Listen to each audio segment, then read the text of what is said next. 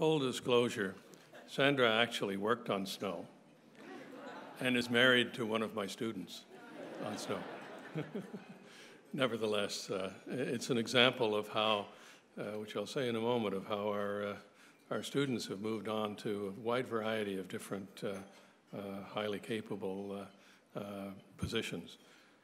Your Excellency, our new Governor General and scientifically oriented Governor General, Julie Payette, Minister Moridi, Chief Scientist Namer, honored guests and conference participants. This really is a wonderful conference at a time when science policy has become such a central element in Canada's future as our government moves forward with evidence-based decision-making as a central element of their agenda. I really enjoyed a workshop that we held this morning on the role of academic research in the development of highly qualified personnel, where members of the industrial community and government and other areas told us about the value that they place in in people who have been trained in academic research because of their decision-making ability in these other roles. For my own part, I was very interested to find when I recently surveyed over 200 of our own students and postdocs who worked on snow, that about 25% of them are in the sorts of positions you might expect, academic positions working on fundamental science, but the remaining 75% are playing very important roles in industry, government, finance, major research labs, and contributing to decision-making that really broadly defines our future.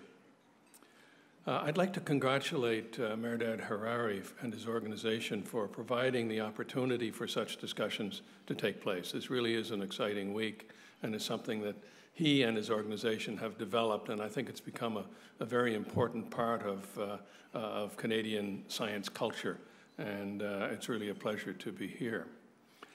But my main role this evening is to introduce my good friend Neil Turek. Neil's presentation this evening is actually part of the Innovation 150 suite of activities across the country. The Innovation 150 team is composed of several outreach organizations brought together through Heritage Canada to encourage youth and families from coast to coast in scientific and critical thinking. I've had the pleasure of taking part in activities that include a pop-up exhibit in schools and friendship centers that has reached about 150 communities. There's a trailer that's been going across the country of a very major scientific exhibit. A quantum exhibition in science centers, regional innovation festivals, and there's a website with over 2.3 million deep engagements, plus a public awareness campaign. Neil himself is a gifted physicist. He earned his PhD at Imperial College in London. He was a professor at Princeton and was the chair of mathematical physics at Cambridge.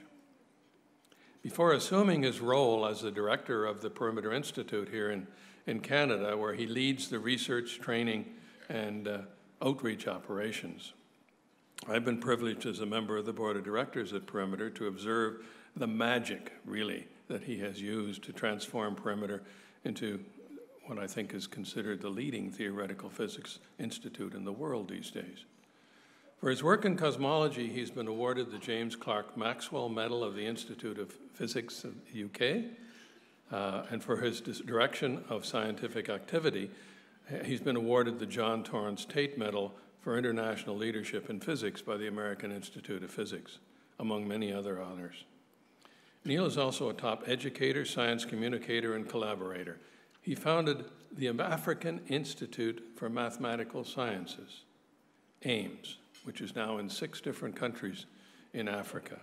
He created the Perimeter Scholars International Program, was a 2008 TED Prize winner, and the 2012 Massey Lecturer with his book, The Universe Within, From Quantum to Cosmos.